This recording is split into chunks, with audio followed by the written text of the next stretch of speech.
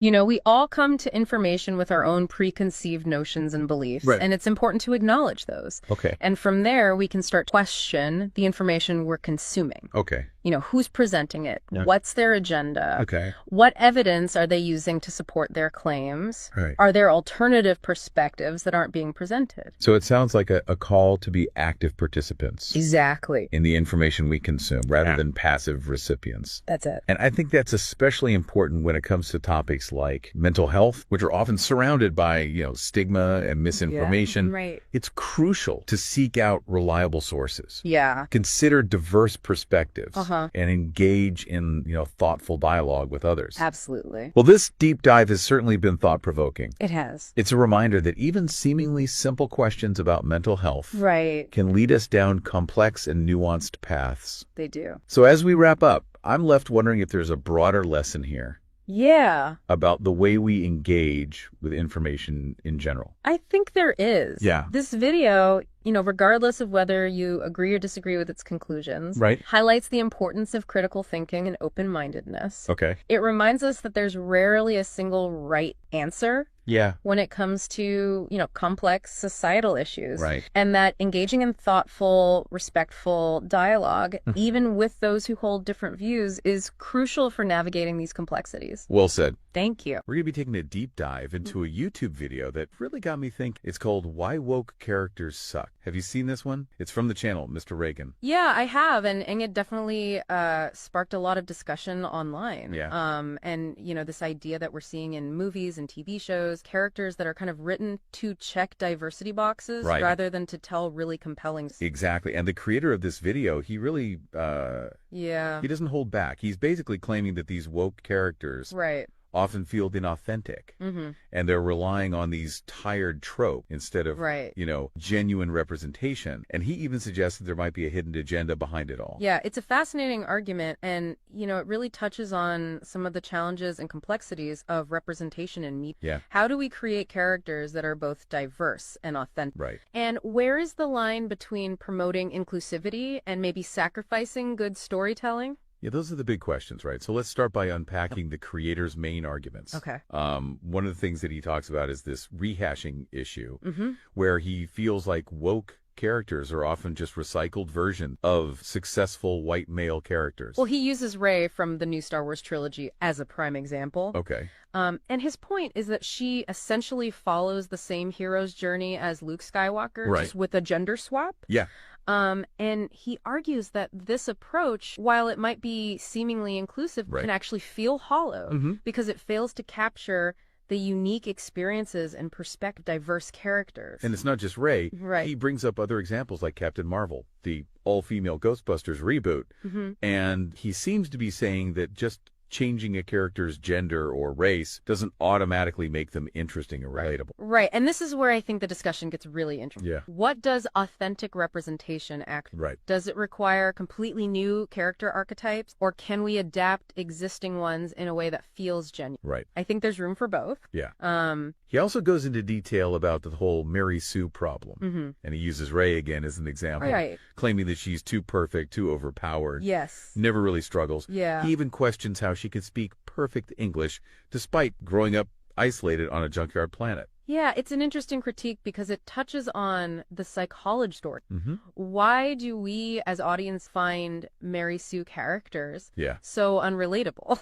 Well, for me, it's like watching someone play a video game on easy mode. Right. There's no sense of tension, Yes. no real stakes, because the character never seems to be in any real danger. Exactly. We need to see characters face challenges, Yeah. make mistakes, and learn from their experience. Right. That's what makes them relatable and allows us to connect with them on Right. an emotional level. Mary Sue's often lack that crucial element. So it's not just about flaws for the sake of flaws. No. It's about creating characters who feel like real people Exactly. with genuine strengths and weaknesses. Precisely. Flaws, when well written, Yeah. can actually make a character more compelling and memorable. Yeah. They add depth, complexity, and that all-important element of... He then moves on to this idea that Hollywood is afraid to portray marginalized groups Okay. in a less than perfectly positive light. Mm-hmm. He claims this fear leads to overly sanitized and unrealistic portrayals, Right. which ultimately does a disservice to the very groups they're trying to represent. He brings up the example of Black Lives Matter co-founder Kana Colors, Okay. who, as he points out, was actually mentored by a white man. Okay. And his argument is that this kind of nuance is often missing in Hollywood's portrayal of Black success, Right. which tends to focus solely on overcoming white opposition. So it's almost like this idea that by avoiding any negativity Right. or complexity, Yeah. Hollywood is inadvertently perpetuating stereotypes, Yeah.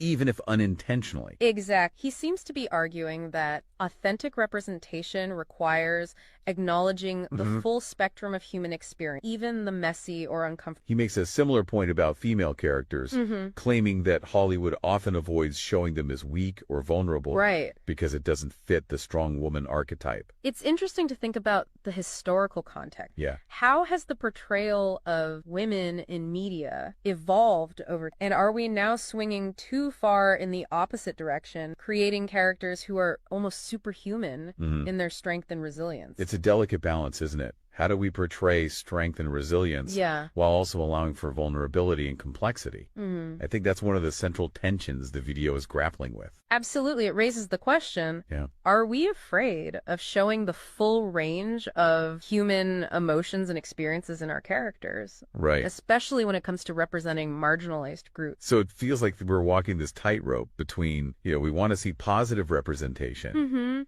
but we also want characters that feel real and relatable. So Yeah. where do we go from here? Does he offer any solutions? He does. He does. He actually provides some really interesting counterexamples. Okay. Strong, well-written female characters who defy the Mary Sue trope and showcase both strength and vulnerability. Okay. And he starts by highlighting Clarice Starling from Asylum. Oh, that's a great example. She's a brilliant FBI trainee, Yeah, but she's also clearly young and vulnerable, right. especially when she's faced with the horrors of these cases that she's investigating. Remember that scene where she breaks down crying after her confrontation with Buffalo Bill? Exactly. That's a raw human moment. Yeah. That makes her feel so real. Right. And the creator of the video argues that if Hollywood remade that movie, Right. Clarice would probably be portrayed as this flawless, emotionless badass Right. who would just take down Hannibal Lecter without breaking a sweat. Which, let's be honest, would completely undermine the whole point of the film. Totally. I think that scene that you mentioned is actually what makes her strength even more impressive. Yes. She's facing her fears and pushing through these incredibly difficult situations, even when she's terrifying. It's that contrast, that inner struggle, Right. that makes her so compelling. Yeah. And he argues that that is what's often missing in modern action heroines. He feels like there's this pressure to portray them as almost invincible, Right. which can actually make them less. He also mentions Ripley from the Alien franchise, Yes. another iconic female character who is tough as nails, Oh, yeah. but also shows fear and vulnerability throughout the series. He really admires her scrappiness.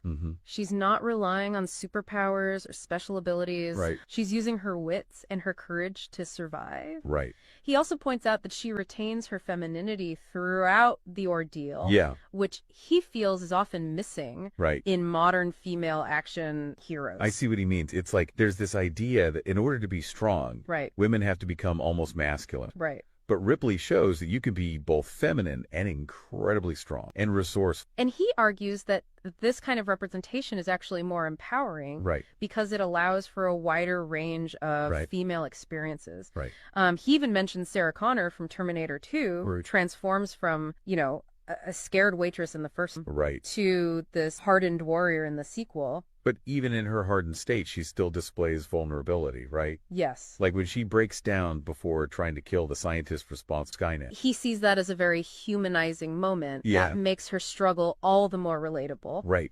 And it reinforces his point that strength doesn't mean suppressing emotion. Yeah. It's about acknowledging and finding the courage going. Right. He actually throws in Princess Leia and even Daisy Okay. as examples of strong female characters. Daisy Duke. Okay, that's a blast from the past. Yeah. But I do appreciate that he's reaching across different genres and eras Yeah. to make his point. Right. It shows that this isn't just a recent phenomenon. Yeah. It's something that's been debated in Hollywood for decades. Absolutely. And those contrasting examples really highlight his central critique of woke characters. He feels like they're often built on this predetermined formula Right. rather than emerging organically from authentic human. It's almost like he's saying that the intention behind these characters is good, Yeah. but the execution often falls short. Yeah. So is that where the idea of a hidden agenda comes in? Yes, he then kind of pivots to this idea that there is a deliberate agenda at play in Hollywood. Okay. A specific worldview that they're trying to promote films and shows. He claims they demonize white men and idealize other groups, Right. pushing a very particular narrative. And this is where things get a bit more controversial, right? Yeah. It's one thing to critique the quality of character development, Right. but it's another to suggest that there's some grand conspiracy to Right. control the minds of viewers. It's definitely a bold claim. He Right. argues that Hollywood is so focused on pushing a message Right. that they've lost sight of what makes a good story. Mm-hmm. He believes that if they were willing to tell more truthful, nuanced stories Right. about diverse characters, Yeah. those stories would be even more compelling and impactful. He even goes so far as to suggest that it's almost racist to assume that stories about diverse characters Right. need to be told through the lens of white male experiences. Mm-hmm. It's like you're saying, let black stories be black stories, let women's stories be women's stories. Yeah. But is that realistic, given how Hollywood operates? It's a provocative point. Yeah, He's essentially challenging the power structures right, and traditional storytelling frameworks that have dominated Hollywood for so long. right. And it raises an important question. Yeah. Is there a way to achieve both authentic representation and commercial success? That's the million-dollar question, isn't it? It is. Because if authentic stories aren't financially viable, Right. then they're unlikely to get made in the first place. He seems to believe that Hollywood is so caught up in this fear of causing offense Right. that they're actually perpetuating stereotypes, even if unintentional. Yeah. He thinks that by avoiding difficult or nuanced storylines, Mm-hmm. they're doing a disservice to the very groups they're trying to represent. So it's like he's saying that true representation isn't just about showing diverse faces on screen. Right. It's about telling stories that feel real and relatable, Exactly. even if they challenge our preconceived notion. He makes a really interesting point about the difficulty of portraying a black character. Okay. Grappling with issues like crime in their own community, Right. he says that showing those realities would contradict the current narrative Yeah. of black characters always being morally perfect. So it's almost like there's this fear of showing any flaws or negative traits Right, because it might be perceived as politically incorrect. right. But he's arguing that those flaws are what make characters relatable and human. Exactly. Yeah. And he feels that this applies to female characters as well. Okay. He argues that Hollywood avoids showing them as aren't being weak or vulnerable Right. because it doesn't fit their strong woman archetype. Right. He feels this pushes a very specific and perhaps unrealistic ideal of woman. It's like he's saying that true strength comes from embracing both the strengths and weaknesses Right. that make us human, regardless of gender or race. He's advocating for a more nuanced and realistic portrayal of characters.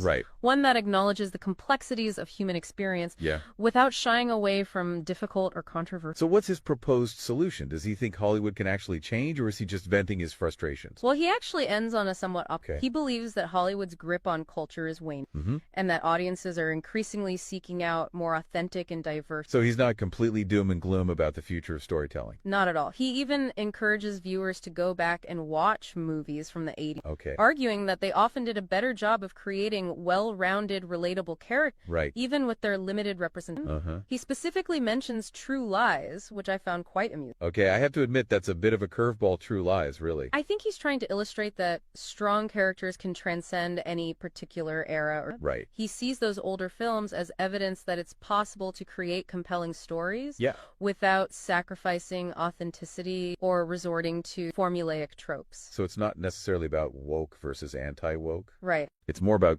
good storytelling versus lazy storytelling. Exactly. And he seems to believe that the audience is hungry for something more. Mm-hmm. Something that reflects the complexities of the world. It's interesting that he brings up the 80s and 90s. Yeah. That was a time before social media really took off. Right. And maybe there was less pressure on filmmakers to cater to every possible demographic. Perhaps it was also a time when independent cinema flourishing, Yeah. offering alternative voices and perspectives that challenge the main narratives. So maybe it's not just about Hollywood changing. Right. It's about supporting and amplifying those voices that are already creating Yeah. more nuanced and authentic stories. I think that's a crucial point as viewers. We have the power to what we watch.